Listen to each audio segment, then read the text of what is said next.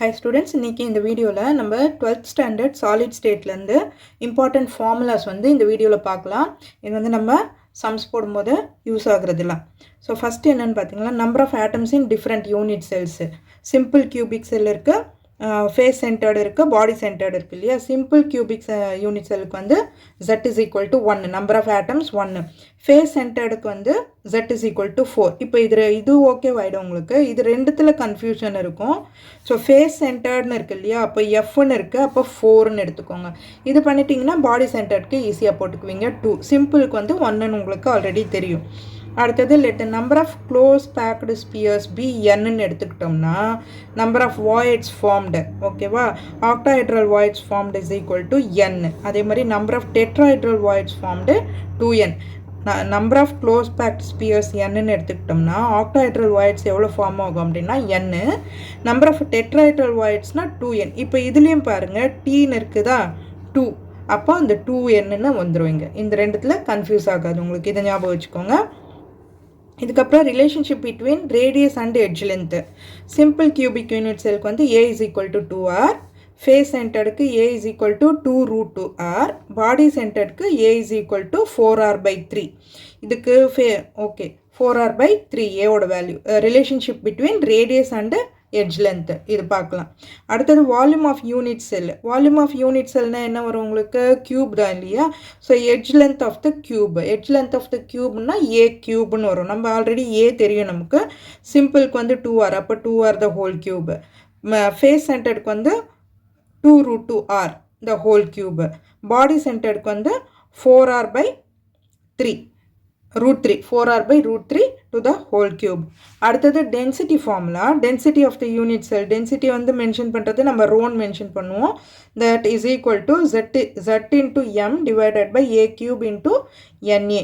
இப்போ இது வந்து நம்பர் ஆஃப் ஆட்டம்ஸ் இந்த யூனிட் செல் என்ன கொடுக்குறாங்களோ அதை பேஸ் பண்ணி, இப்போ எஃப்சிசின்னு கொடுத்தாங்கன்னா நமக்கு 4ன்னு வந்துடும், பிசிசின்னு கொடுத்தாங்கன்னா 2, அந்த மாதிரி எடுத்துக்கணும். இது வந்து மாஸ் ஆஃப் த எலிமெண்ட் என்ன கொடுக்குறாங்களோ அது நமக்கு. ஏ கியூப்ன்றது volume of the unit cell, என்னன்றது அவகேட்ரா நம்பர்.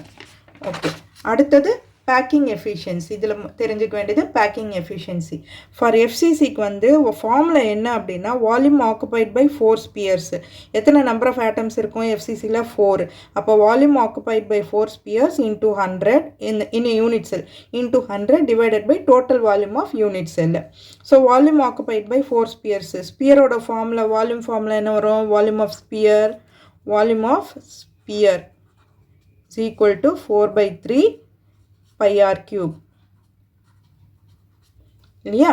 ஸோ அப்போ 4 into 4/3 pi r cube into 100 divided by total volume of unit cell FCCக்கு வந்து 2√2r. இங்கே நம்ம ஆல்ரெடி எழுதியிருக்கோம் இல்லையா, FCCக்கு 2√2r, அதுதான் இங்கே போட்டிருக்கோம். 2√2r the whole cube.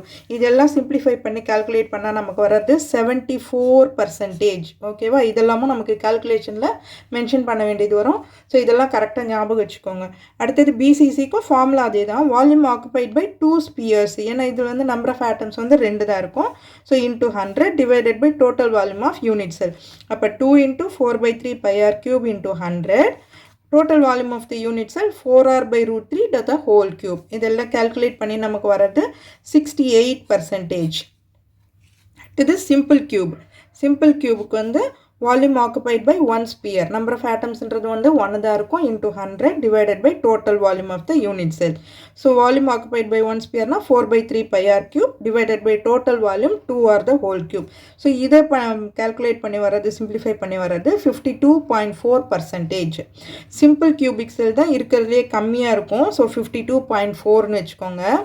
Okay, இது ரெண்டுத்தில் கன்ஃபியூஷன் இருந்ததுன்னா ஃபேஸ் சென்டர்ட் அகெயின் எஃப்னு இருக்கு இல்லையா, அப்போ 4ன்னு வரும், 74ன்னு வரும் எஃப்சிசி. பிசிசிக்கு வந்து 68ன்னு வந்துடும். ஓகேவா, இது கம்மியாக இருக்கிறது வந்து 52.4 சிம்பிள் கியூபிக் செல்லுக்கு. ஸோ இந்த வீடியோ உங்களுக்கு யூஸ்ஃபுல்லாக இருந்ததுன்னா சப்ஸ்கிரைப் பண்ணிவிட்டு பாருங்கள். இந்த வீடியோவோட டிஸ்கிரிப்ஷனில் வந்து உங்களுக்கு 7 கிறிஸ்டல் சிஸ்டம் லாட்டிஸோட ட்ரிக்ஸோட வீடியோவோட லிங்க் அப்லோட் பண்ணுறேன்.